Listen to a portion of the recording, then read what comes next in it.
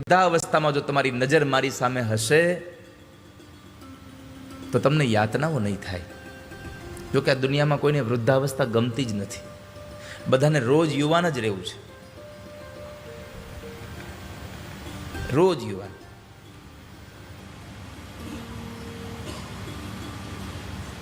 તમે ગમે તેમ કરશો ને તો એ વૃદ્ધાવસ્થા દેખાયા વગર નહીં રહે. માથાના વાળ તમે કાળા કરી આવો, આંખોમાં વળી નવી મણી નખાવી લ્યો, મોઢામાં 32 નખાવી લ્યો, આ બધું તમે કદાચ બનાવી લો, બરાબર છે, પણ જે ચામડી જે કરચલી વાળી થાય એને તમે નહીં બદલાવી શકો.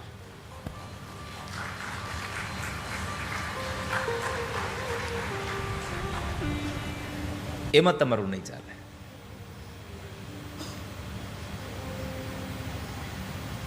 તો વૃદ્ધાવસ્થાનો સમય આવે ત્યારે ધ્યાન પ્રભુ સામે રાખવું, ઈશ્વર સામે નજર રાખવી.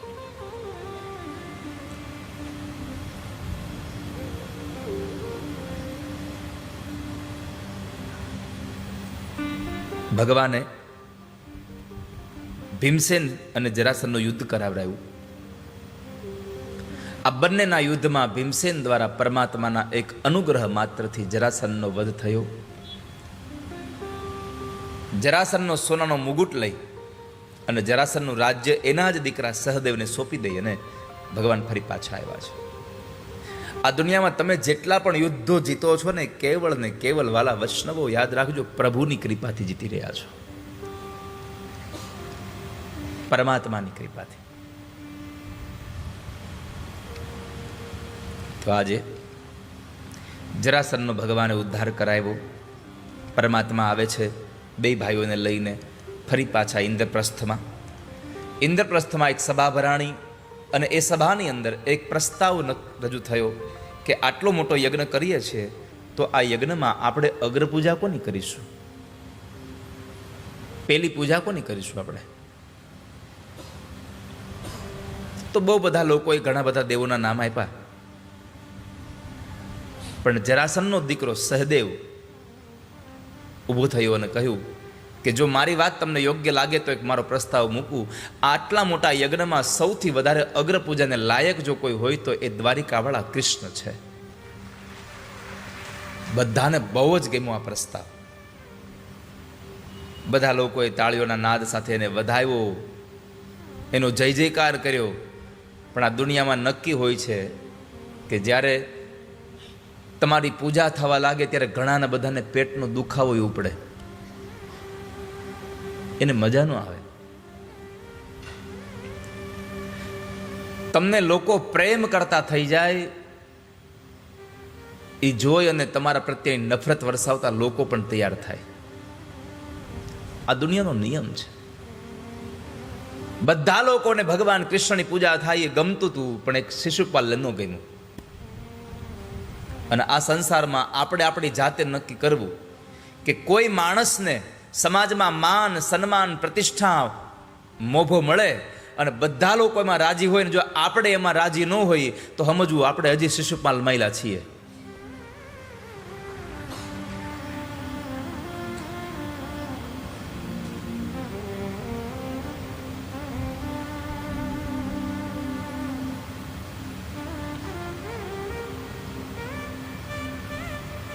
આપણે શિશુપાલવાળા છીએ. પરમાત્માનો વિરોધ કર્યો શિશુપાલે, ભગવાનને ગાળો દે છે. યાદવો ઊભા થયા, ભગવાન બેસાડી દીધા, બેસ જાઓ. કેમ? મારે ફઈ બહારે હિસાબ નક્કી થયો છે.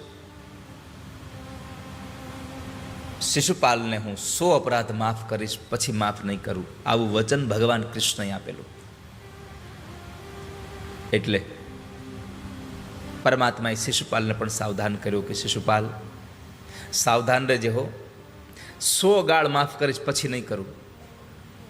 પણ આજે એટલો બધો રોષે ભરાયો, ન બોલવાના શબ્દો ભગવાનને બોલતો ગયો.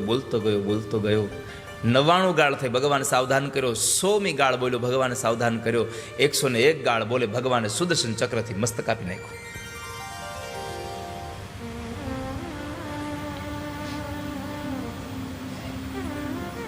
મસ્તક કપાઈ ગયું.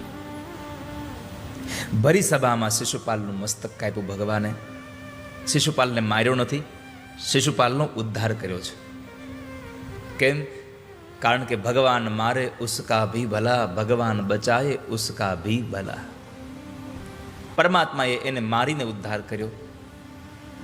ત્યારબાદ પોતે રાજસુ યજ્ઞમાં જેટલા બ્રાહ્મણો મહેમાનો આવે એના પગ પોતે ભગવાન ધોવે છે. બ્રાહ્મણો ભોજન કરી લે એની પતરાવાળી ભગવાન પોતે ઉપાડે છે. અને પછી પોતાની પત્નીઓને કહ્યું કે યજ્ઞશાળાની સફાઈ તો તમે જ કરજો.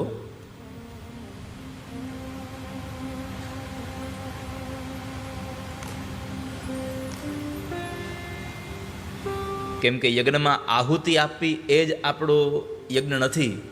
યજ્ઞશાળાની ચોખ્ખાઈ કરી નાખવી એનાથી સૌથી મોટી આહુતિ કોઈ બીજી નથી.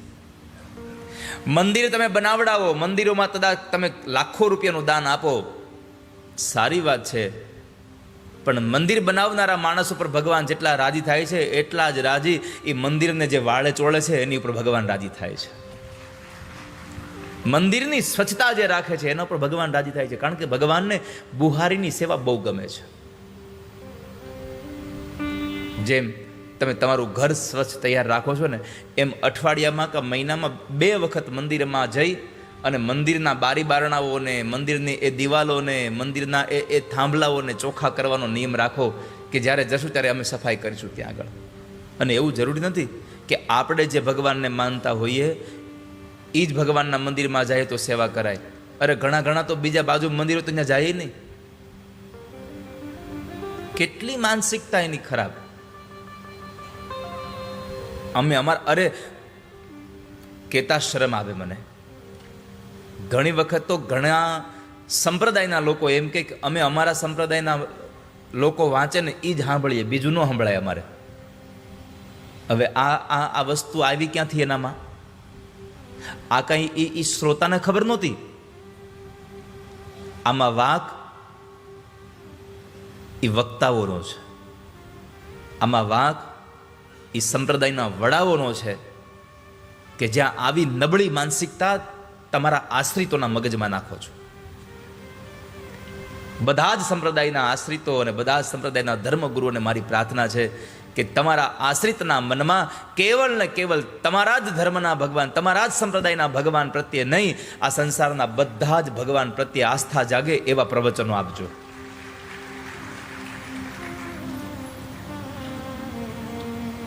અને એટલું યાદ રાખજો બધા જ કે આકાશમાંથી પાણીનું બુંદ ગમે તે જગ્યાએ પહોંચે પણ બીજા ત્રીજા સામગ્રી સાથે ભળતા ભળતા ભળતા એ અંતે પહોંચે છે ભગવાન સમુદ્ર સુધી જ. આકાશાત પતિતમ તોયમ યથા ગચ્છતિ સાગર. આકાશમાંથી પડેલું પાણી કોઈ પણ પ્રકારનો સંગ કરી અને અંતે છેક સાગર સુધી પહોંચે છે. એમાં સંસારમાં તમે ગમે તે ભગવાનને પ્રણામ કરો, સર્વદેવ નમસ્કારમ કેશવમ પ્રતિગચ્છતિ. તમે ગમે તેને ભગવાનને પ્રણામ કરશો પણ એ અંતે પહોંચશે તો કૃષ્ણ પાસે છે. એટલા માટે મારી એટલી પ્રાર્થના છે સૌને કે તમે જે સંપ્રદાયમાં માનો છો, મને કોઈ સંપ્રદાય પ્રત્યે જરાય ધૃણા નથી, કારણ કે સંપ્રદાયો થકી તો આપણે ઉજળા છીએ. પણ જે સંપ્રદાયમાં આપણે શ્રદ્ધા ધરાવીએ છીએ અને એ સંપ્રદાયમાં ભગવાન મંદિર આપણી નજીકમાં નથી પણ બીજા સંપ્રદાયનું મંદિર નજીકમાં છે તો અમારે ન જવાય, આવું નહીં. ત્યાં જઈને પણ નિત્ય પરમાત્માના દર્શન કરવા, રોજ ભગવાનના મંદિરોમાં જઈએ, પ્રભુને પ્રાર્થના કરીએ, મંદિરની ચોખ્ખાઈ રાખીએ.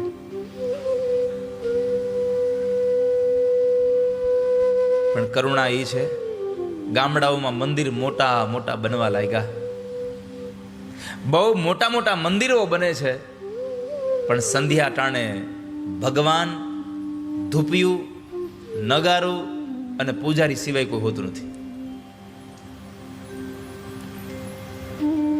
ખાલી મંદિરો નિર્માણ થાય એ પર્યાપ્ત નથી, મંદિરમાં જાય એવો વર્ગ પણ તૈયાર થાય એની આવશ્યકતા છે આ સંસારમાં.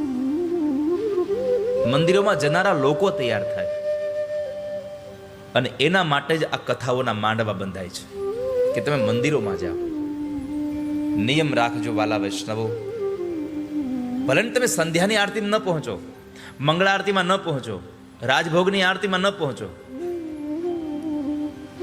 ગઈકાલે આનંદ થયો કે હું ભગવાન દ્વારિકાધીશની હવેલીએ ગયો તો બરાબર રાજભોગની આરતી થઈ.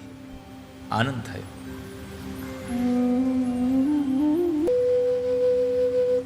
એક સમય હતો કે નગારું વગાડવા માટે માણસ વેલો વહી આવતો મંદિરમાં, અને આજે કોઈ વગાડવા વાળું નથી એટલે ઇલેક્ટ્રિક આવી ગયું અંદર.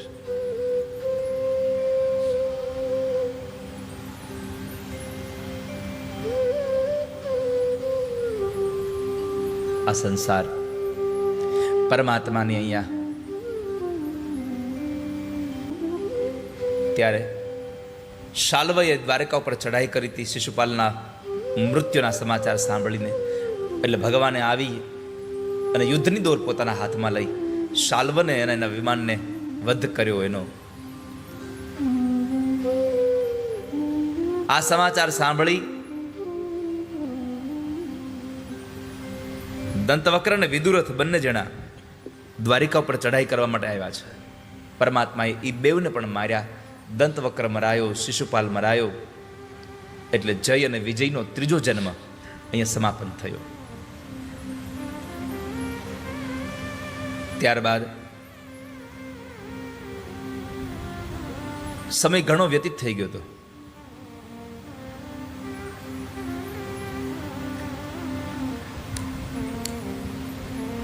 પાંડવો જુગાર રમી ગયા, બધું હારી ગયા. 12 વર્ષ વનવાસમાં ગયા. 13મું વર્ષ ગુપ્તવાસ ભોગવી લીધો. ભગવાન દૂત બનીને દુર્યોધનને કહેવા ગયા, પણ દુર્યોધન માન્યો નહીં. યુદ્ધ નિર્ણય થઈ ગયો.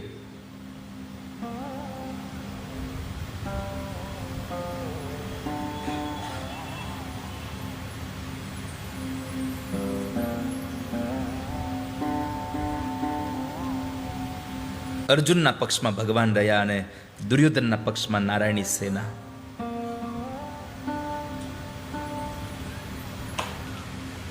અર્જુનને ભગવાન જોતા હતા અને દુર્યોધનને સૈન્ય જોતું હતું.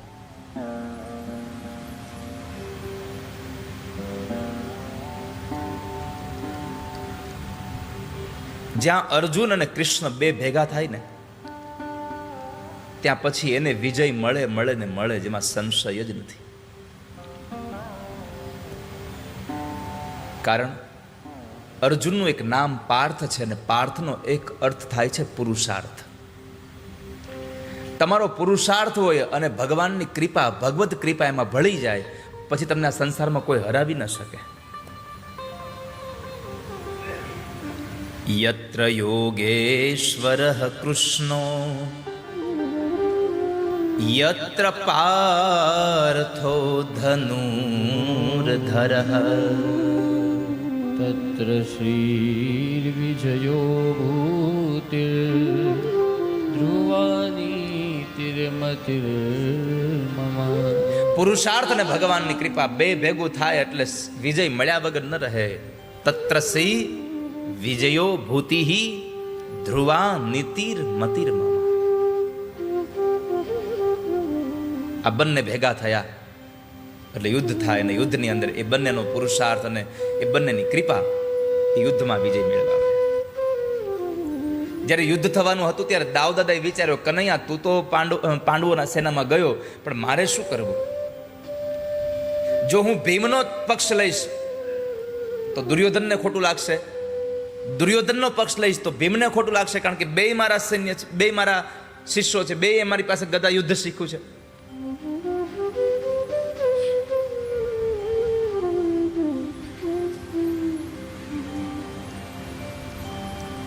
દુર્યોધન દાઉદાદા પાસે ગદાનું યુદ્ધ શીખેલો, અને એક નાતે દુર્યોધન આપણો વેવાય થાય છે. જાંબવતીનો દીકરો સાંબ એની દીકરીને પરિણ્યો હતો, એટલે એક નાતે આપણા વેવાય થાય છે. અને બીજી બાજુ આ પાંડવો આપણા ફઈના દીકરા છે, જો દુર્યોધનના પક્ષમાં જાઉં તો ફૈબાને ખોટું લાગે, ને ફૈબાના પક્ષમાં રહું તો સામે વેવાઈને ખોટું લાગે. મારે કરવું શું? હું વડીલ છું, હવે શું કરવું? ભગવાને કીધું, દાદા એક વાત બતાવું, કાંઈક રસ્તો બતાવો કૃષ્ણ. ભગવાને કીધું, એક કામ કરો, યાત્રા એવી જાઓ, ઉપાધિ જ નહીં. હાજર હોવ તો ઉપાધિ ને, તમારે હાજર નથી રહેવું.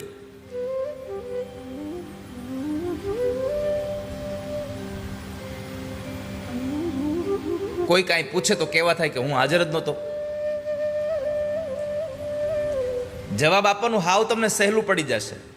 તમે જાત્રાએ વ્યા જાઓ. દાદા યાત્રાએ જાય છે.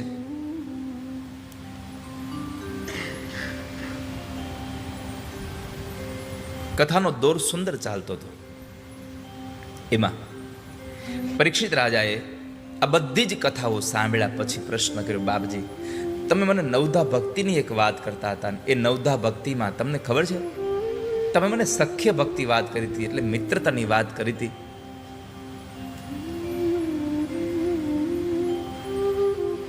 તો ભગવાનને કોઈ મિત્ર હતા? હા, પોરબંદરના સુદામા બ્રાહ્મણ ભગવાનના મિત્ર છે.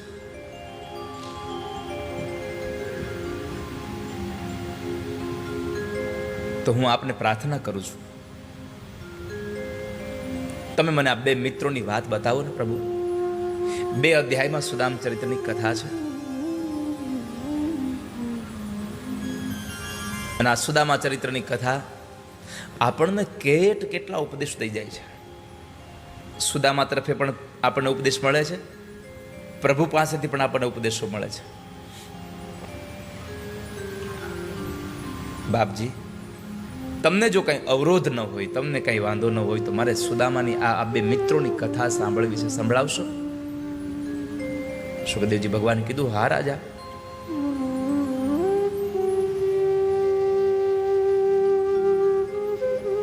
સુખદેવજી મહારાજ સુદામાને સંબોધન કરતા કરતા બતાવ્યું છે,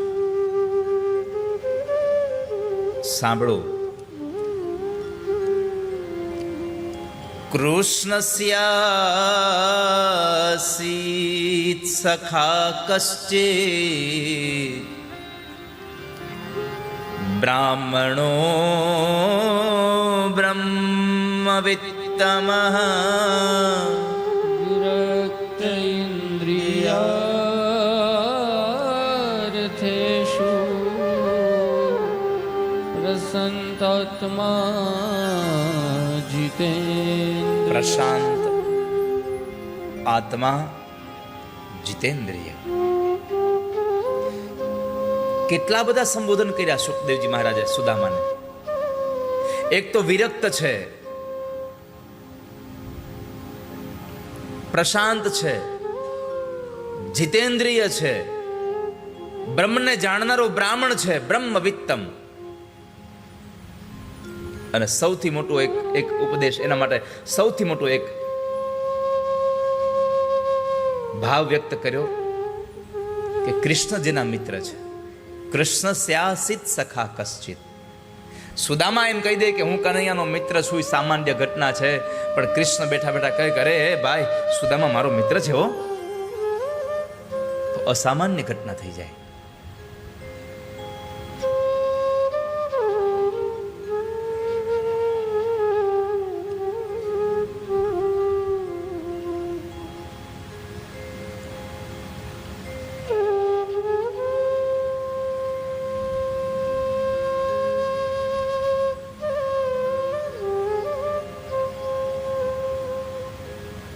સુખદેવજી મહારાજ કહે છે, રાજા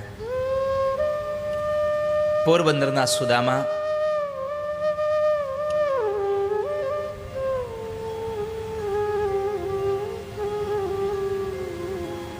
જ્યારે સાંદીપની ઋષિના આશ્રમમાં ભણતા ત્યારે ભગવાનના મિત્ર હતા.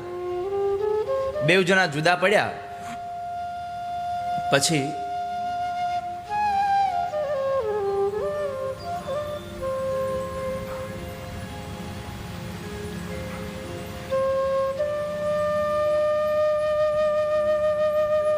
લાંબો સમય વ્યતીત થઈ ગયો. એમાં સુદામાના લગ્ન થઈ ગયા, બાળકો થયા, પણ દશા બહુ દયનીય છે. રહેવા મકાન નથી સારું, પહેરવા કપડાં નથી અને જમવા જુવાર નથી ઘરમાં. અને છતાં આવી સ્થિતિ હોવા છતાં સુદામાએ એક વ્રત લઈ લીધું, અયાચક વ્રત, કે મરું પણ કોઈ પાસે માગું નહીં, 2 હાથવાળા મનુષ્ય પાસે નહીં, પણ 1000 હાથવાળા ભગવાન પાસે ન માગું કોઈ દિવસ. આવું વ્રત લીધું. એકવાર સુશીલા નારી પોતાના પતિને કહે છે, સાંભળ્યું, કારણ કે બાળકો ભૂખ્યા હતા.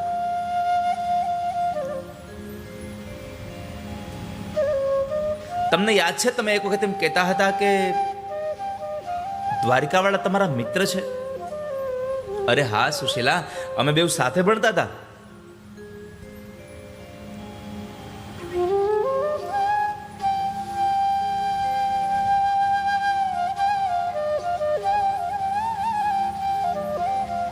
તો જાવ ને, તમે તમારા મિત્રને મળી આવો ને. કારણ કે સુશીલાએ સાંભળ્યું હતું કે દ્વારિકા વાળો અંતર્યામી છે.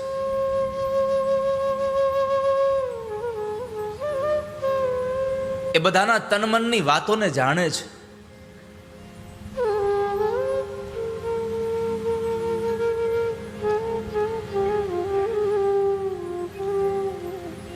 જાઓ ને તમે. સુદામા કહે છે, અરે સુશીલા, તમને તો ખબર છે કે હું ક્યાંય માગતો નથી કોઈ દિવસ. સુશીલા કહે છે, હું તમને માગવાનું નહીં, હું તો તમને તમારા મિત્રને મળવાનું અને દ્વારિકાધીશના દર્શન થાય એનું કહું છું, માગવા જવા નથી કહેતી. સુદામાને થયું કે વાત તો સાચી છે. લગ્ન થયાના આટલા વર્ષો વીતી ગયા, પણ ક્યારેય આમણે મારી પાસે કશું માગ્યું નથી. આજ પહેલી વાર કશું માગ્યું છે, અને એ પણ શું, દ્વારિકાધીશના દર્શન કરવાનું. મારી બધી સ્થિતિમાં એણે મને સંભાળ્યો છે, મને પ્રેમ કર્યો છે. અને પતિવ્રતા નારી એ છે કે પોતાના પતિનો ગમે તેવો સમય આવે છતાં પણ એના પ્રત્યેનો જરાય પ્રેમ ઓછો ન થાય, તો સમજવું આમાં પતિવ્રતાના ગુણો સમાયા છે. નહીં તો અત્યારે તો લગ્ન થાય ત્યારે સંપત્તિ હોય અને જો દેણામાં આવી જાય ઘરવાળો તો મૂકીને ભાગી જાય. આપણને સમજાતું જ નથી કે આમણે લગ્ન કોઈ પુરુષ સાથે કર્યા હતા કે એની સંપત્તિ હારે. સમજાતું જ નથી. પત્નીની કસોટી ત્યારે થાય છે જ્યારે એનો પતિ દુઃખમાં આવે. જેમ શુરવીરની કસોટી રણ મેદાનમાં થાય, વિદ્વાનની કસોટી ભાગવતમાં થાય, એવી રીતના પત્નીની કસોટી એના પતિના દુઃખના સમયમાં થાય છે. સુખમાં તો બધાય પ્રેમ કરે, પણ જ્યારે દુઃખ આવે અને જ્યારે એ પત્ની પોતાના પતિને સાથ આપે ત્યારે સમજવું હવે આમાં પતિવ્રતાના ગુણો ઉતર્યા છે. ચિંતા ન કરશો, હું બેઠી છું તમારી સાથે.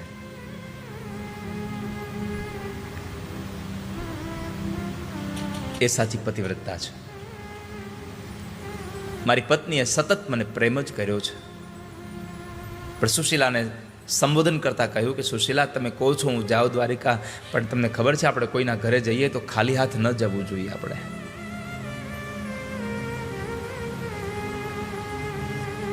સુશીલા પડોશમાંથી પૌવા માગી લાવ્યા છે, અને બધા જ પૌવા ભગવાન ઠાકોરજી માટે મોકલી આપે છે.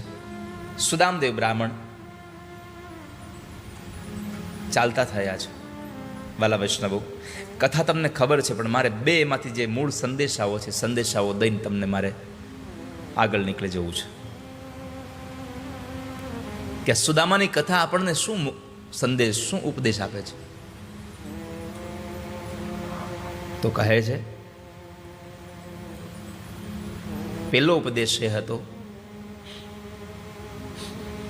કે સુશીલા જ્યારે પૌવા માગીને લઈ આવ્યા પડોશમાંથી, એમાંથી 5 દાણાય એણે પોતાના દીકરાઓને ખવડાવવા માટે ન રાખ્યા.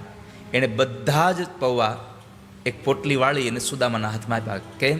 તો કહે છે કે જેના માટે માગી આવ્યા છીએ ને એને આપી દેવું જોઈએ, એમાંથી વચ્ચેથી કાઢી ન લેવું જોઈએ.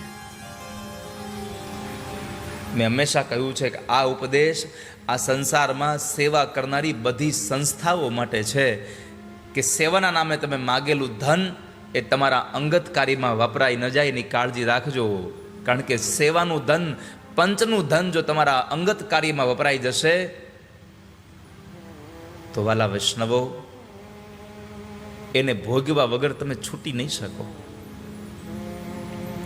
મહાપુરુષો તો ત્યાં સુધી કહે છે કે તમે જે કામ કર્યું એ કામની અંદર તમારા પુરુષાર્થ પ્રમાણે તમારે વળતર મેળવવું જોઈએ, પણ તમારા પુરુષાર્થ કરતાં પણ વધારે અધિક જો વળતર મળી જાય તો સમજવું કે આ અનિતિનો પૈસો હવે મારા ઘરમાં આવ્યો છે. અને અનિતિનું ધન આવે એ તમારા વિચારો બગાડ્યા વગર રહી ન શકે કોઈ દિવસ. આ દુર્યોધનના ઘરમાં અનિતિ હતી, શું થયું? કેટલા વિચારો બગડ્યા. અરે દાદા ભીષ્મનો વિચાર બગડી ગયો, એનું અનાજ ખાધું તો.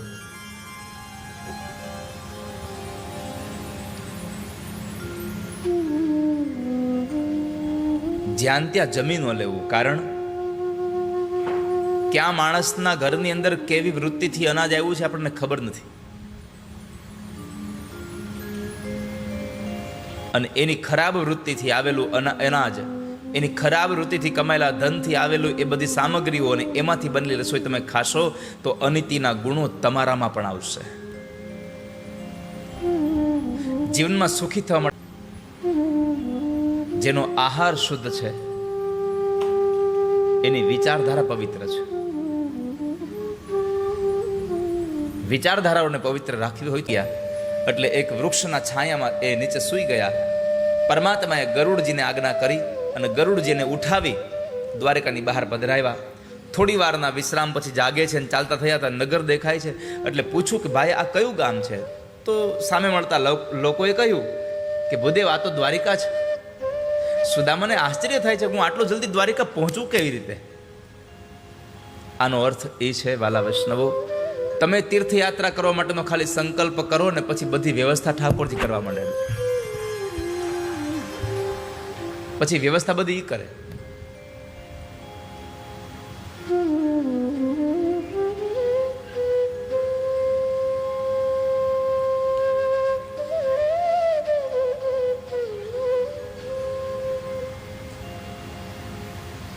એમાં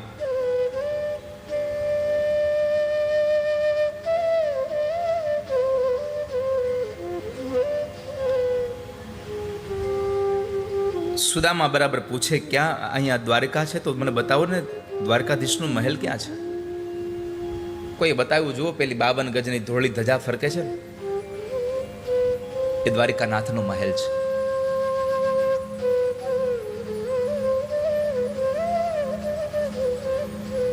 ધજાને જોઈ અને સુદામદેવ બ્રાહ્મણના પગમાં નવું નૂર આવ્યું. ચાલતા ચાલતા ભગવાનના દરવાજે ગયા છે, ભગવાનના મહેલ પાસે ગયા. દ્વારપાળો રોકે છે.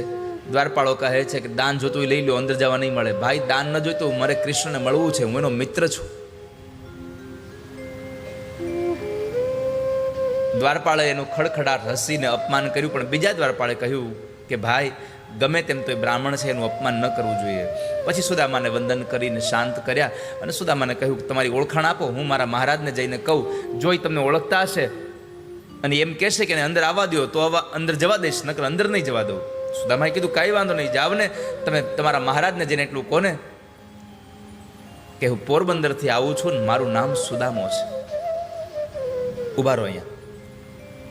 દ્વારપાળ અંદર જાય છે. ભગવાન ભોજન કરીને ઝૂલા ઉપર ઝૂલતા હતા. બપોરનો મધ્યાંતરનો સમય હતો. અષ્ટપટ્રાણીઓ પરમાત્માને ચમર ઢોળે છે અને એવા સમયે ભગવાનના દ્વારપાળે જઈ ભગવાનનો જયનાદ કરીને કીધું, પ્રભુ એક સમાચાર હતા એટલે આવ્યો છું.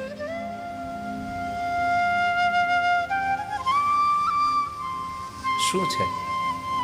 દરવાજે એક બ્રાહ્મણ આવ્યા છે.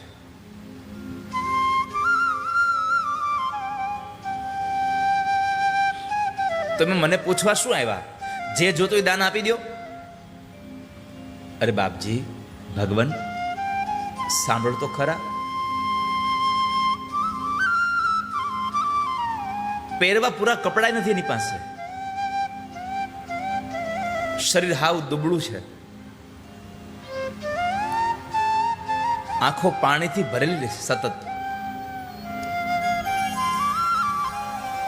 લાકડીના ટેકા વગર ચાલી નથી શકતા. જેષ્ટિકા હાથમાં લઈને, હાથમાં લાકડી છે. બાપજી, અમે એને બહુ કહ્યું તમારે જે દાન જોતું હોય તો તમને દાન આપી દઈએ, તમારે ભોજન કરવું હોય તો ભોજન કરાવી દઈએ, પણ ના પાડે છે કે મારે કશું જોઈતું નથી. ન મારે ભોજન કરવું છે, ન મારે દાન જોઈએ છે, મારે તો બસ કૃષ્ણને મળવું છે. ભગવાને કીધું મને મળવું છે ને? હા પ્રભુ, તમને મળવાની જીદ લઈને ઊભા છે અને કેવડાવે છે કે જાઓ ને તમે. કહો કોઈ દ્વારિકાધીશને સુદામો દ્વારે આવ્યો છે, સુદામો દ્વારે આવ્યો છે. કોઈ દ્વારકાધીશને સુદામો દ્વારે આવ્યો છે, સુદારે આવ્યો છે, સુદામો દ્વારે આવ્યો. Tendence od začátku špatný zdal. Brzo jsem આવ્યો છે. કોઈ શ્યામ સુંદર રે સુદામો દ્વારે આવ્યો છે, સુદામો દ્વારે આવ્યો છે. કહો કોઈ દ્વારિકાધીશને સુદામો દ્વારે આવ્યો છે, સુદામો દ્વારે આવ્યો છે. કોઈ દ્વારકાધીશને સુદામો દ્વારે આવ્યો છે, સુદામો દ્વારે આવ્યો છે.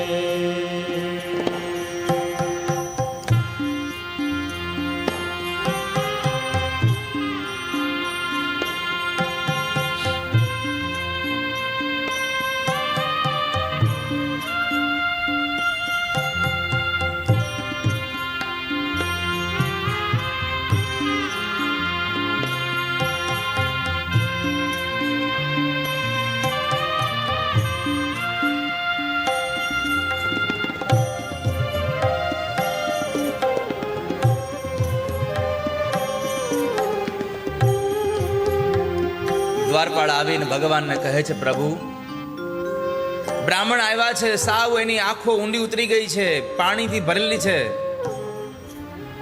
કપડા પૂરા નથી, પણ તમને મળવાની હદ લઈને બેઠા છે. અને એ એમ કેવડાવે છે કે તમે જાઓ ને કનૈયાને જઈને કહો ને કે હું એનો મિત્ર છું. ભગવાન વિચાર કરે, મારો મિત્ર છે? હા પ્રભુ, તમારા મિત્ર છે એમ કેવડાવે છે. અને એ પોતાની ઓળખાણ આપતા એમ કહે છે કે તમે કનૈયાને જઈને કહો ને હું પોરબંદરથી આવું છું ને મારું નામ સુદામો છે. ભગવાને જ્યાં કાનમાં સુદામા શબ્દ સાંભળ્યો, સુણ્યો કાને પ્રભુએ જ્યાં, ભૂલી દેહ ભાન દોડ્યા છે. સુણ્યું કાને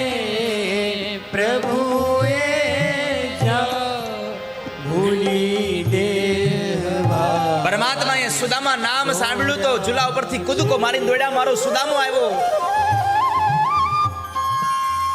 ભગવાન દોડ્યા તો ખરા વાલા વૈષ્ણવો, કહેતા આનંદ થાય છે કે ભગવાન સુદામાનું નામ સાંભળી પગમાં પગરખા પહેરવાય ઊભા ન રહ્યા, દોડતા ગયા છે. ઠાકોરજી દોડ્યા છે. અરે દોડતા દોડતા ગયા ને ભગવાન 56 સીડી ઉતરે છે. કોઈ દ્વારિકામાં 56 સીડી જોઈ છે કે? કેટલા લોકો દ્વારિકા ગયા છો? હર્ષ તું દ્વારકા નથી ગયો? રાજુભાઈ દ્વારકા ગયા છો કે નહીં? 56 સીડી જોઈ કોઈ? 56 સીડી કેટલા લોકો જોઈ છે? બસ દ્વારકા જાઓ તો કમસે કમ 56 સીડી તો દર્શન કરો, જ્યાં ઠાકોરજી આપણા ઉઘાડા પગે દોડ્યા હતા. જે બાજુ ગોમતી વહે છે એ બાજુ જે ઉતરવાનો રસ્તો છે ને મંદિરમાંથી, 56 સીડી છે.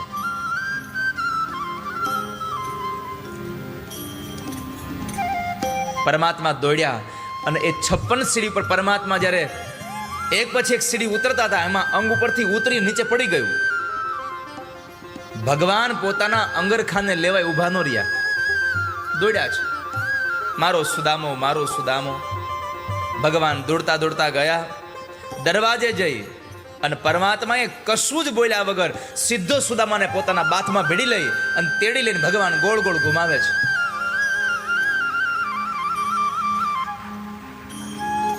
ભગવાને એને ગોળ ગોળ ઘુમાવી ભેટી અને સુદામાને જોઈને પરમાત્મા રોયા છો.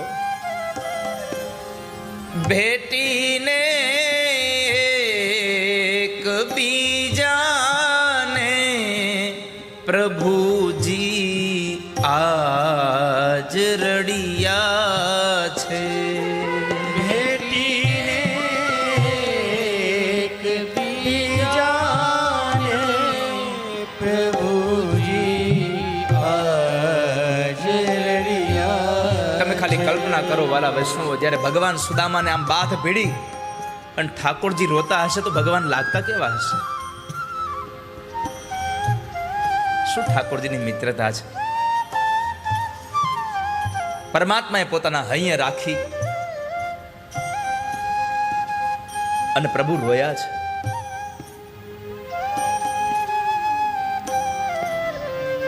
ઘરમાં ખાવા અનાજ નથી તો માગીને તાંદુળની પોટલી લઈને સુદામો આવ્યો છે. તાંદુલની પોટલી લઈને સુદામો દ્વારે આવ્યો છે. સુદામો દ્વારે આવ્યો છે.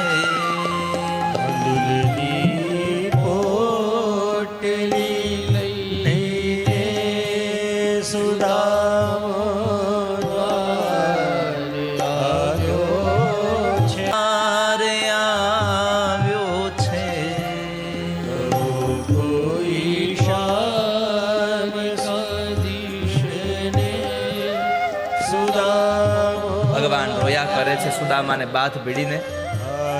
પછી ભગવાને પોતાના બાથમાંથી કૃષ્ણને નીચે મૂકી સુદામાને આમ હાથ પકડી અને સુદામા સામે નજરમાં નજર નાખીને કીધું કે સુદામા, એલા તને આટલા વર્ષ સુધી તારા કનૈયાની યાદ ના આવી કોઈ દિવસ? સુદામા ભગવાન સામે જોઈને બસ આંખોમાંથી આંસુની ધારાઓ સાથે કૃષ્ણ જોયા કરે છે. બોલી ન શક્યા એટલે ખાલી માથું હલાવ્યું. હા કૃષ્ણ. અષ્ટપટ્રાણીઓ વિચાર કરે છે કે મિત્ર તો બહુ જોયા પણ આવો કોઈ દી જોયો નહીં હજી સુધીમાં. ભગવાન એને 56 સીડી ચડાવે છે. એક હાથમાં લાકડી હશે અને એક હાથ ઠાકોરજીના હાથમાં હશે. ભગવાન આમ હાથ પકડ્યો હો. સુદામાએ ભગવાનનો હાથ ન પકડ્યો, ભગવાને સુદામાનો હાથ પકડ્યો છે. અને આપણે ભગવાનની આંગળી પકડીએ એના કરતા આપણી આંગળી ઠાકોરજી પકડે ને એમાં વધારે મજા છે. કારણ આપણે તો સંસારના જીવ છીએ, ગમે ત્યારે મૂકી દઈએ.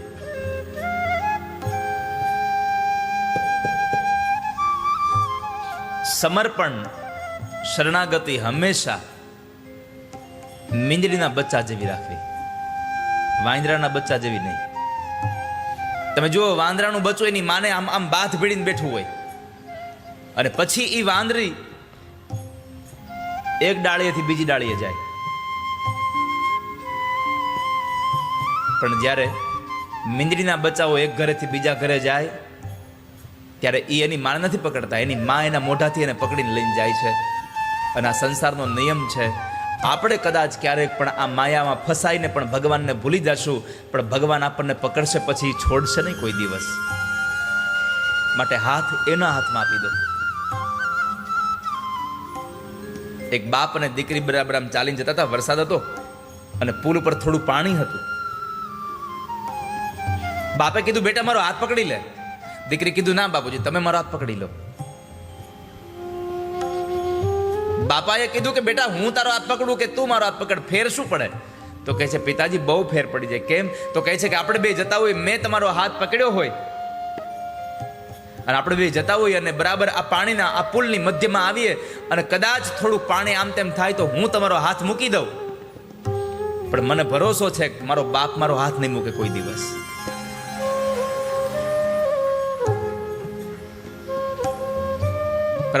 પ્રભુએ હાથ સુદામાનો બાવડું પકડી અને 56 સીડી ચડાવે છે. અષ્ટપટરાણીઓ સમજી ગયા કે કોઈ સામાન્ય મિત્ર નથી. ભગવાન લઈને આવે છે. પોતાની બેઠક ઉપર ભગવાન એને બેસાડે. એના પગ ધોવા માટે અષ્ટપટરાણીઓ પાસે પાત્રો મગાવ્યા, જળ મગાવ્યું.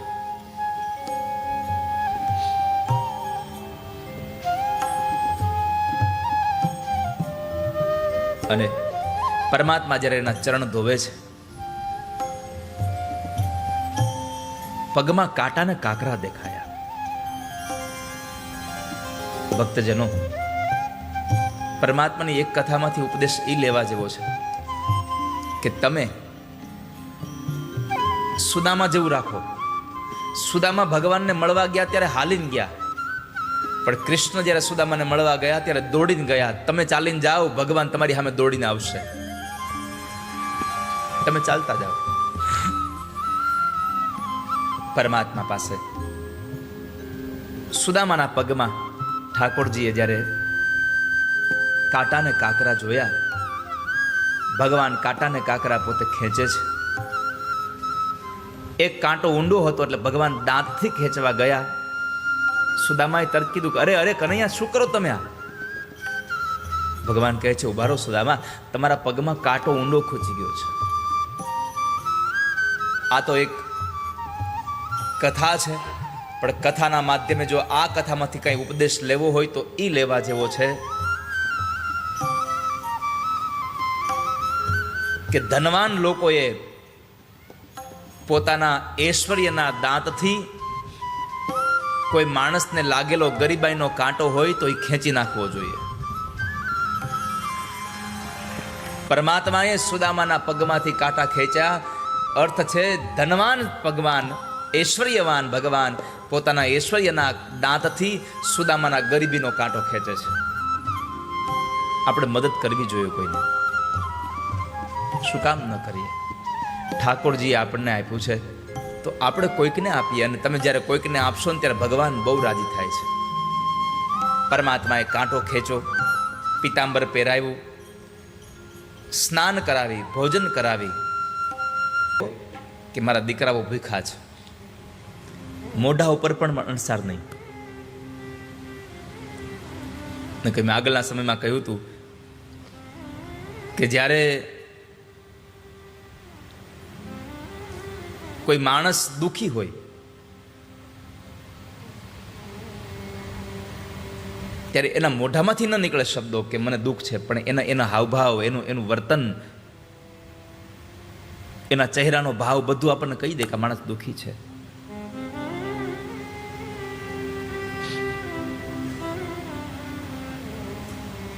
દર્દ જે હોય છે દિલમાં આવી બહાર બોલે છે, રહે છે મૌન જો આંખો તો અશ્રુ ધાર બોલે છે. ખફા થાશો નહીં, આ તો અમારો પ્યાર બોલે છે. ખફા થાશો નહીં, આ તો અમારો પ્યાર બોલે છે. નથી હું બોલતો, મારા બધા અણસાર બોલે છે.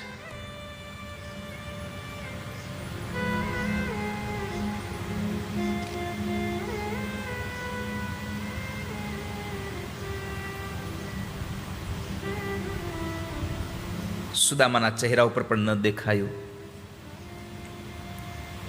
કે દુખી છે.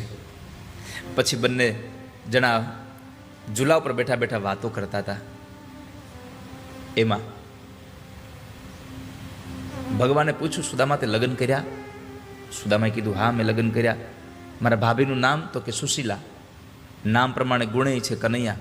બહુ સરસ. બાળકો છે? શું કરે બધા? એ આનંદ કરે. ધંધો શું કરો છો? ત્રિકાળ સંધ્યા અને ભજન કરીએ, એમાં બધું પૂરું થઈ જાય છે. પછી સુદામાએ પૂછ્યું કે તમે તો કયો, તમે લગ્ન કર્યા કે નહીં? ભગવાને કીધું, હા મેં લગ્ન કર્યા. તો તમારા ઘરવાળા ક્યાં છે? ભગવાન કે આ બધા ઊભા. પણ આ તો 8 જણા છે. ભગવાને કીધું, મારી અષ્ટપટાણી છે સુદામા. સુદામા રાજી થયા અને એટલું જ બોલ્યા છે કે સારી વાત છે કનૈયા, તમારે આટલો બધો વૈભવ છે એટલે બધું પૂરું કરી શકો, હું તો એકનું પૂરું નથી કરી શકતો.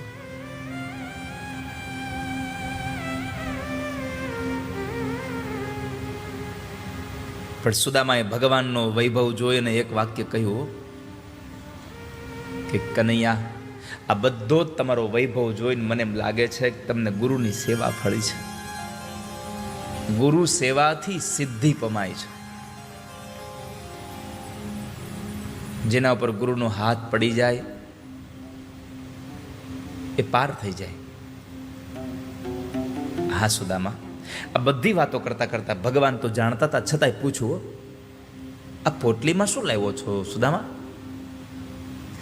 સુદામાએ વાતને ટાળવા માટે બહુ પ્રયત્નો કર્યા, પણ ભગવાનની વાત મૂકે જ નહીં. પરમાત્માએ પોટલીની વાત પકડી જ રાખી. વારે વારે પોટલી યાદ કરે. ભગવાને કીધું, લાવ મને દે, કંઈક લાવ્યો છો પણ તું દેતો નથી. સુદામાએ ના પાડી કે એવું કંઈ છે નહીં. પણ ભગવાને બહુ માંગ્યું છતાં ન આપ્યું, તો ભગવાને જૂટવી લીધું.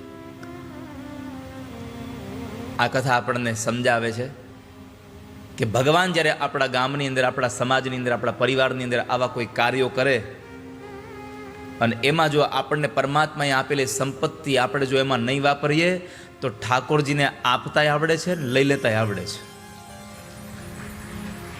માટે પ્રભુએ આપણને આપેલી સંપત્તિ પ્રભુના કાર્યમાં વાપરીએ આપણે. આપની ખબર જ્યારે સુદામાને પડી કે આ દાળિયા જે માણસ ખાશે એ ગરીબ થવાનો છે, એટલે સુદામાએ નક્કી કર્યું કે હું ગરીબ થાવ તો ભલે થાવ, પણ મારો મિત્ર કૃષ્ણ ગરીબ ન થવો જોઈએ. એટલે ભગવાનના ભાગના દાળિયા સુદામા ખાઈ ગયા. સુદામાના કપાળમાં લખ્યું છે શ્રી ક્ષય. પરમાત્માએ એને ભૂસ્યું નહીં, એને ઉલટાવી નાખ્યું, અક્ષય શ્રી કરી દીધું.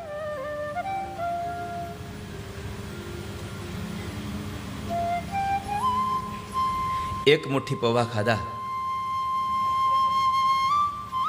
તો દ્વારિકામાં જેટલી સંપત્તિ હતી એટલી સંપત્તિ પોરબંદરમાં આવી. બીજી મુઠ્ઠી પૌવા ખાવા ગયા તો માં રૂકમિણીએ ના પાડી, પ્રભુ હવે ન ખાશો. કારણ કોઈને ઐશ્વર્ય આપવા માટે તમારું સામર્થ્ય એટલું છે કે તમારે બીજી મુઠ્ઠી પૌવા ખાવાની જરૂરિયાત જ નથી. અને બીજું કારણ, પ્રભુ આ બ્રાહ્મણના ઘરનો પ્રસાદ છે, બ્રાહ્મણના ઘરનો પ્રસાદ અમારા પેટમાં જશે ને તો અમારા ભવના પાપ બળીને ભસ્મ થઈ જશે, માટે આ પ્રસાદ અમને ખાવા દો. એટલે રૂકમણીજીએ ના પાડી ભગવાનને. એક રાત્રિ સુદામા બ્રાહ્મણ રોકાયા. પછી જ્યારે જાય છે એવા સમયે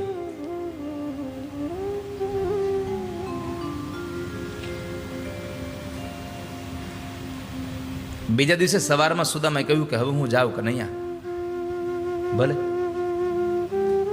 પણ જતા જતા જે ભગવાને એક વાક્ય કહ્યું કે સુદામા, ખોટું લગાડતા નહીં હો, પણ આ પીતાંબર મારું છે, પીતાંબર કાઢતા જાવ. સુદામાને હરખ થયો, હારું થયું યાદ કરાયું, નહીં તો હું તો આમને આમ હમણાં પીતાંબર પહેરીને વયો જાત તો મારું મન નકરું પીતાંબરમાં જ રહેત.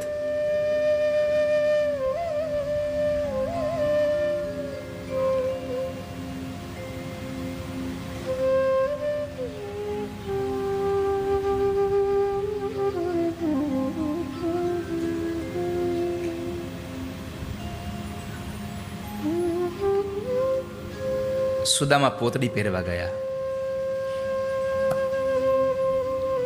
દાવ દાદાએ કહ્યું, પ્રભુ પોરબંદરમાં આટલું બધું આપ્યું ને અહીંયા પીતાંબર કઢવી લો છો, કાંઈ તમને આમ જરાય તમને વિચાર ન આવતો કે એક પીતાંબર પહેરીને જાય તો હું થઈ ગયું? ભગવાને બહુ સરસ જવાબ આપ્યો છે કે મોટા ભાઈ, પીતાંબર પહેરીને જાય એ મને એટલા માટે નથી ગમતું કે સુદામા આવ્યા ત્યારે પોતડી પહેરીને આવ્યા હતા, અને પીતાંબર પહેરીને જાય તો ગામના લોકો એમ કહે કે હું કોઈ પાસે નથી માગતો, એ તો ખાલી કહેવાનું છે, આ દ્વારકાથી પીતાંબર માગી આવ્યા, અને મારા સુદામાને કોઈ જો માગણ કહે તો એ કૃષ્ણ સાંભળી ન શકે હવે ક્યારે.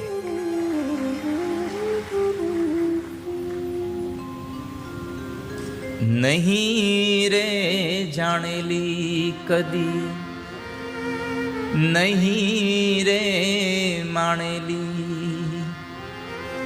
નહીં રે જાણેલી કદી, નહીં રે માણેલી.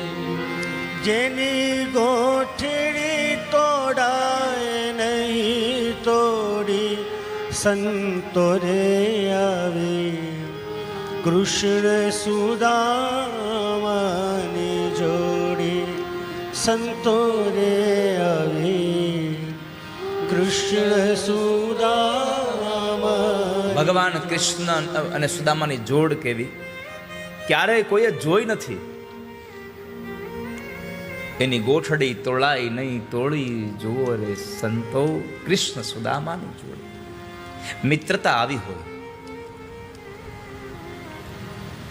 ભગવાન 56 સીડી ઉતારીને જ્યારે સુદામાને મૂકવા જાય ત્યારે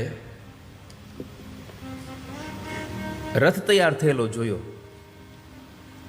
ભગવાને દાવદાદા સામે જોયું એટલે કીધું, આ ઈશારામાં સમજી ગયા, પૂછે છે શું કામે? એટલે દાવદાદાએ કીધું, આના માટે, આને બેહાડીને મૂકી આવે.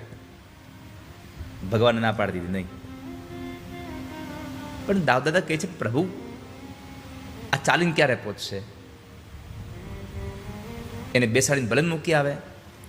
ભગવાને કીધું કે ના મોટા ભાઈ, પરમાત્માએ લઈને પોતાના માથા પર છાંટ્યું છે. આખી દુનિયા જેના નામથી પવિત્ર થઈ જાય, અંતર બહિરવસ્થિતમ, જે અંદર પણ વસે બહાર પણ વસે, એ પરમાત્માનું નામ લેવાય તો સહબાહ્યાભ્યંતર શુચિ. માણસ બહાર પણ પવિત્ર થઈ જાય અને અંદર પણ પવિત્ર થઈ જાય એવા પરમાત્મા તમે કલ્પના કરો કે જેના નામથી માણસ માત્ર પવિત્ર થઈ જાય છે. એ પરમાત્મા બ્રાહ્મણના પગનું ધોયેલું પાણી લઈ અને માથા પર છાટીને કહે છે કે હવે હું પવિત્ર થઈશ. તો બ્રાહ્મણનો મહિમા કેટલો છે. જે નગરીમાં દ્વારિકામાં સ્વયં ઠાકોરજી બિરાજે, એ નગરીને પવિત્ર કરવા માટે બ્રાહ્મણને ઉઘાડા પગે ચલાવે છે. કારણ બ્રાહ્મણના પગની તળિયાની રજ પવિત્ર કરનારી છે. સુદામદેવ ગયા, પોરબંદર પહોંચ્યા. જે જગ્યાએ ઝૂંપડા હતા ત્યાં મેલ થઈ ગયા, રોવા લાગ્યા છે સુદામા, મારા છોકરાઓ ક્યાં ગયા હશે? અમારી ગેરહાજરીમાં કોઈ માણસે આવું બધું કરી નાખ્યું. પણ ત્યાં તો છોકરાઓ સરસ મજાના રાજાના કુંવર જેવા કપડાં પહેરીને આવ્યા છે. પિતાજી પિતાજી કરીને હાથ પકડીને લઈ ગયા. સુશીલા નારી આરતી ઉતારવા માટે થાળી તૈયાર કરીને આવ્યા, પણ આરતી ન ઉતારવા દીધી સુદામાએ. પેલા પૂછ્યું કે આ બધું છે શું? ઈ કયો? સુશીલા સજળ નહીને બોલ્યા છે કે પતિદેવ, તમે દ્વારિકા ગયા હતા? હા, તમારા મિત્ર કૃષ્ણએ આ બધું મોકલાવ્યું છે.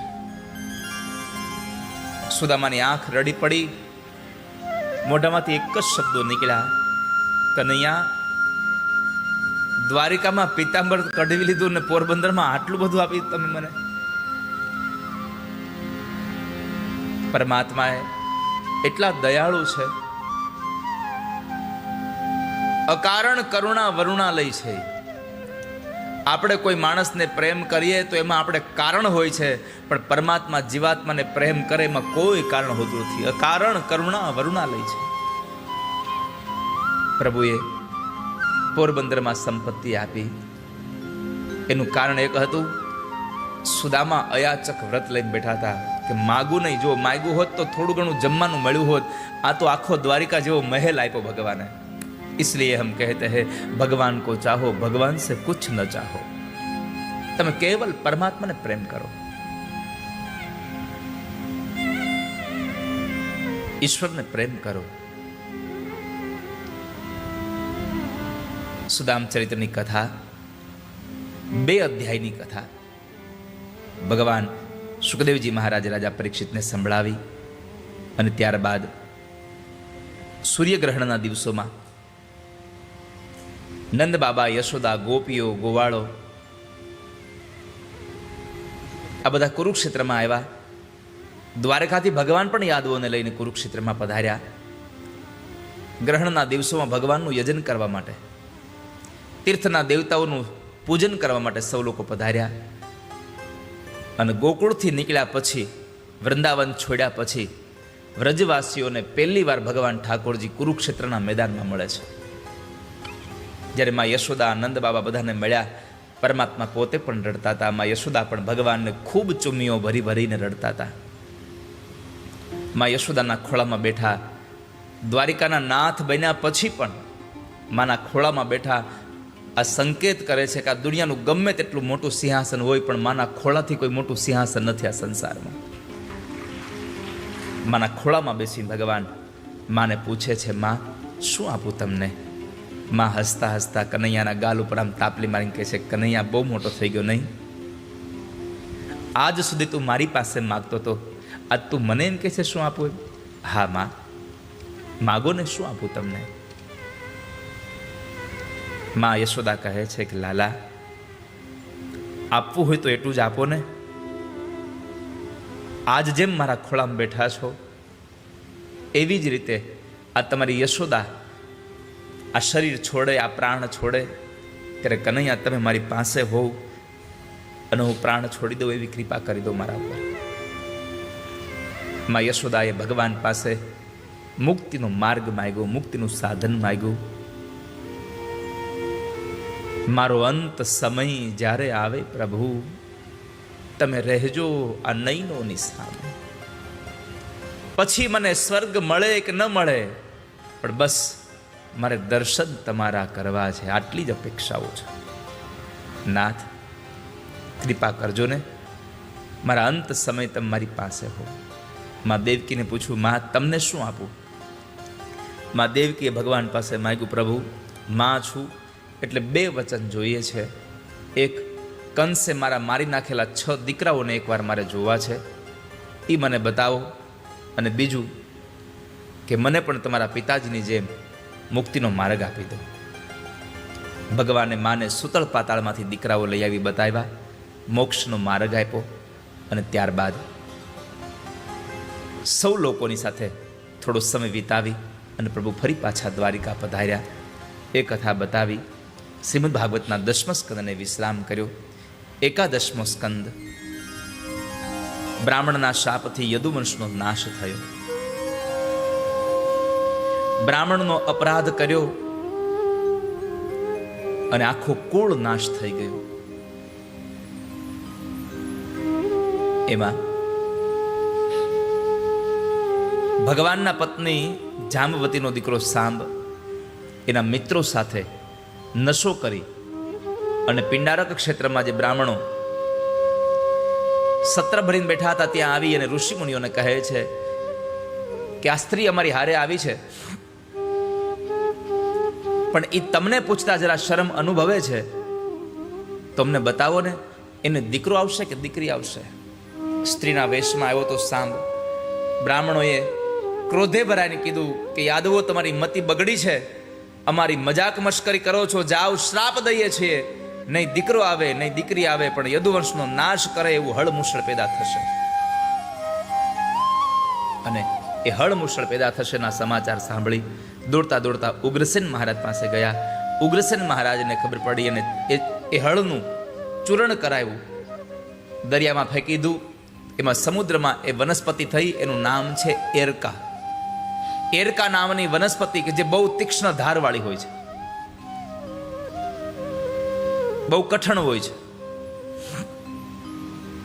નાનો એ ટુકડો વધ્યો, જેમ બેનો પેલો ટોપરાનો વાટકો ખમણે અને છેલ્લે નાનો ટુકડો વધે, એમ આ ચૂર્ણ કર્યું પણ ટુકડો વધ્યો, એને પણ જળમાં નાખ્યો તો એક માછલી ગળી ગઈ. અને એ માછલી જરા નામના પારધીના હાથમાં આવી. એ જરા નામના પારધી એ માછલીને ચીરી તો અંદરથી ટુકડો નીકળ્યો. એ એની તીરને અણી બનાવી અને શિકાર કરવા માટે નીકળે. આ બાજુ બ્રાહ્મણોનો આ શાપને લઈને દ્વારિકામાં અનિષ્ટ થવા લાગ્યા. કૌરવોની માતા ગાંધારીનો શાપ હતો એટલે અનિષ્ટ થવા લાગ્યા. અને સૌ યાદવોને તૈયાર કરી અને ભગવાન પ્રભાસ ક્ષેત્રમાં પ્રભાસ તીર્થમાં જવા માટે તૈયાર થતા હતા. ત્યારે એ સમયે ઉદ્ધવજી આવીને ભગવાનના પગ પકડીને કહે છે, પ્રભુ મને સાથે લેતા જાઓ ને. ઉદ્ધવને ભગવાને શાપમાંથી મુક્ત કરીને કીધું, ઉદ્ધવ, આ સંસારમાં મરણ અને જન્મમાં કોઈને કોઈનો સંગાથ નથી હોતો. એકલા જ આવવાનું ને એકલા વયું જવાનું. પણ હું તમને મારી પાદુકા આપું છું. રામા અવતારમાં મેં મારી પાદુકા ભરતને આપી હતી, કૃષ્ણ અવતારમાં તમને આપું છું. પરમાત્માએ પાદુકા આપી, ઉપદેશ કર્યો કે ઉદ્ધવ, આ સંસારના લોકોને મારો ઉપદેશ આપજો, મારી વાત બતાવજો. લોકોને કહેજો મનુષ્ય અવતાર બહુ મોંઘો છે. દુર્લભો માનુષો દેહો દેહિના ક્ષણભંગુરા. દુર્લભો માનુષો દેહો. ઉદ્ધવ, સંસારને કહેજો કે આ સંસારમાં માણસનો અવતાર બહુ દુર્લભ છે, ક્ષણભંગુર છે. પણ આ ક્ષણભંગુર અવતારમાં પણ જો કંઈ દુર્લભ હોય તો સત્સંગ અને ભક્તિ અને ભગવાનનો સંગ થવો બહુ દુર્લભ છે.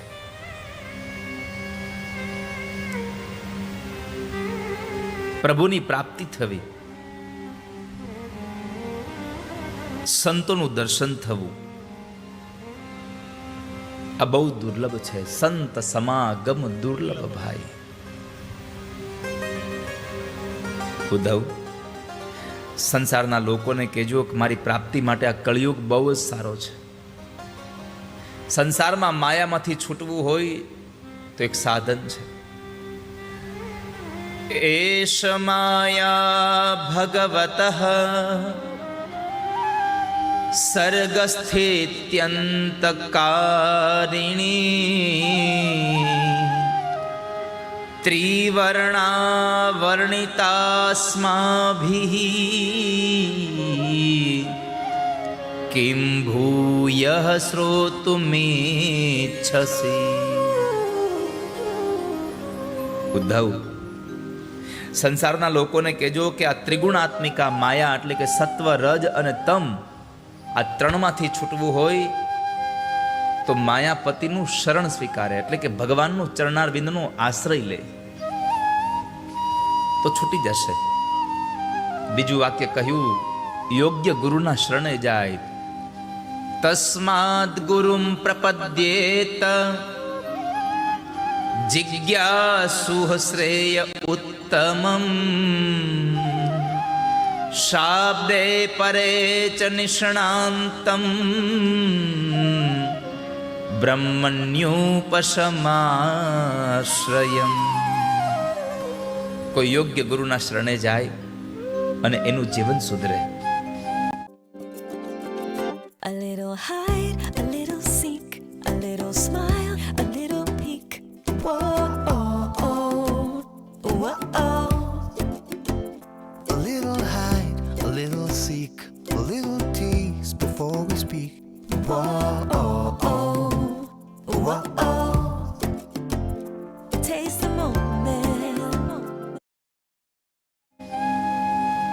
અને છેલ્લું વાક્ય કહ્યું, ઉદ્ધવ, દુનિયાને કહેજો કે મારી પ્રાપ્તિ માટે બહુ મોટા યજ્ઞ ન કરે તો કાંઈ નહીં, બસ ખાલી ભક્તિ કરે. ન રોધ હયતિ મામ યોગો ન સાંખ્યમ ધર્મ એવ ચ ન સ્વાધ્યાયસ્તપસ્ત્યાગો નિષ્ઠા પૂર્તમ ન દક્ષિણા. મોટી મોટી દક્ષિણાવાળા યજ્ઞ ન કરે તોય ચાલશે, પણ બસ કેવલ મારું ભજન કરે. વ્રતાની યજ્ઞ છંદાંસી તીર્થાની નિયમાયમા યથા વરુંધે સત્સંગ સર્વસંગાપહો હિમા. સૌને કહેજો મારી ભક્તિ કરે. આટલું કહી પરમાત્મા ઉદ્ધવને પાદુકા આપીને ઠાકોરજી નીકળી ગયા. પ્રભાસ ક્ષેત્રમાં ગયા. ત્રિવેણીના ઘાટ ઉપર ભગવાને સૌ યાદવો અને તીર્થના દેવતાઓનું પૂજન કરાવ્યું. અને પૂજન કર્યા પછી પરમાત્માએ એક એવી માયા રચી કે માયામાં સૌ લોકો એટલા બધા પાગલ બની ગયા કે અંદરો અંદર ઝઘડવા લાગ્યા. અને દીકરો બાપને મારી નાખે, બાપ દીકરાને મારી નાખે. અને આમ કરતાં કરતાં યાદવા સ્થળી સમાપન થઈ. પરમાત્મા ચતુર્ભુજ રૂપ લઈ અને પીપળા નીચે બેઠા છે. અને જરા નામના પારધીએ ભગવાનને જમણા પગમાં બાણ માર્યું છે. પરમાત્માના ચરણાબિંદમાં બાણ માર્યું. એને ખબર નહોતી કે આ તો ભગવાન છે, આ તો પશુઓ છે એમ માની અને હિરણ નદીના સામે કિનારથી ભગવાનને બાણ માર્યું.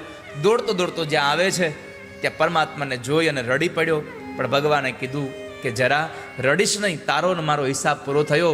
રામાવતારમાં તું વાલી હતો, મેં તને બાણ માર્યું. તું કૃષ્ણ અવતારમાં તે મને બાણ માર્યું. આજ મારો ને તારો હિસાબ અહીંયા સમાપન થઈ ગયો. ત્યારબાદ દારૂક આવે. દારૂકને કહ્યું કે દારૂક, આ રથની હવે મારે જરૂર નથી, મારો બીજો રથ તૈયાર થયો છે. પણ તમે દ્વારિકા જાઓ અને દ્વારિકાને લોકોને કહેજો કે આજથી 7 દિવસમાં દ્વારિકા ખાલી કરી દે. કારણ કે આજથી 7મે દિવસે મારી સોનાની નગરી દ્વારિકા સમુદ્રમાં સમાઈ જશે. પરમાત્માએ આ વચન કહ્યા.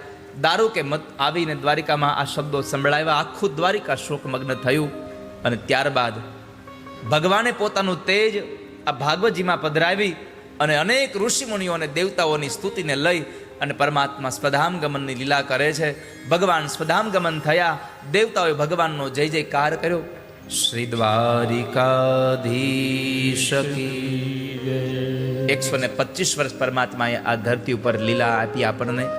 11 વર્ષ ગોકુળ અને વૃંદાવન, 14 વર્ષ મથુરા અને 100 વર્ષ આપણા ગુજરાતના દ્વારિકામાં ઠાકોરજી રોકાયા અને આપણને બધાને લીલા આપી છે ભગવાને. એ પરમાત્માએ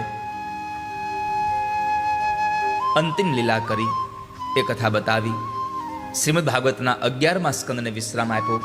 દ્વાદશ સ્કંદ સુખદેવજી મહારાજ રાજા પરીક્ષિતને કળિયુગનું વર્ણન બતાવીને કહ્યું કે રાજા, આ કલિકાલમાં માણસ આળસુ બનશે, ક્રોધી બનશે, કામી બનશે, લોભી બનશે, પ્રપંચી બનશે. કળિયુગના બહુ બધા વાત બતાવી અને કહ્યું કે આ સંસારમાં કળિયુગ બહુ ઉપયોગી એ માટે છે કે ભગવાનની પ્રાપ્તિ આ કાળમાં બહુ થઈ જાય છે. સતયુગ, ત્રેતા અને દ્વાપરમાં બહુ લાંબા સમય સુધી ભગવાનની ભક્તિ કરતા હતા તોય ભગવાન નહોતા મળતા. પણ આ કલિકાલમાં કેવલ કીર્તન ગાઓ, કલો કેશવ કીર્તનાર, કેવળ ને કેવળ કીર્તન ગાઓ તોય તમને ભગવાનની પ્રાપ્તિ થઈ જાય એવો સુભગ સમય એટલે આ કલિકાલ છે. કળિયુગનું વર્ણન કરી અને સુખદેવજી કહ્યું કે રાજા, હવે 7 દિવસ થયા, તમે તમારા કાળને બોલાવી લો, મને અહીંયાથી જવા દો. સુખદેવજી મહારાજે વિદાય લીધી. પરીક્ષિત રાજાએ ચરણારવિંદ પખાડ્યા. સુખદેવજી મહારાજ આશીર્વાદ આપી અને નીકળે છે. આ બાજુ બીજા પણ અન્ય સંત સમુદાય હતા, એને પણ વિદાય લીધી ગંગાના ઘાટ ઉપરથી. અને અહીંયા આગળ પરીક્ષિત મહારાજ ભગવાનનું ભજન કરવા માટે બેસે. સુખદેવજી મહારાજ મહામંત્ર આપીને ગયા હતા, હરે રામ, રામ રામ, હરે હરે, હરે કૃષ્ણ, કૃષ્ણ કૃષ્ણ, હરે હરે. આ મહામંત્ર આપીને જ્યારે સુખદેવજી ગયા હતા, એ મંત્રનો જપ કરતા કરતા ધ્યાન પરમાત્મામાં લાગી ગયું. આ બાજુ તક્ષક નાગ એક કીડો બની અને બ્રાહ્મણો જે પૂજા કરાવવા જતા હતા એના હાથમાં ફળ હતા, એમાં જાય છે. અને તક્ષક નાગ અંદર આવે, અંદર આવી અને પોતાના મૂળ સ્વરૂપમાં આવીને જ્યારે પરીક્ષિતને ડંખ દેવા જાય એના પહેલા પરીક્ષિતના શરીરમાંથી એક તેજ નીકળી ભગવાનના ધામમાં ગયું અને પરમાત્માના ધામમાં પરીક્ષિત મહારાજનું સ્વાગત થયું. બોલીએ પરીક્ષિત મહારાજ કી જય.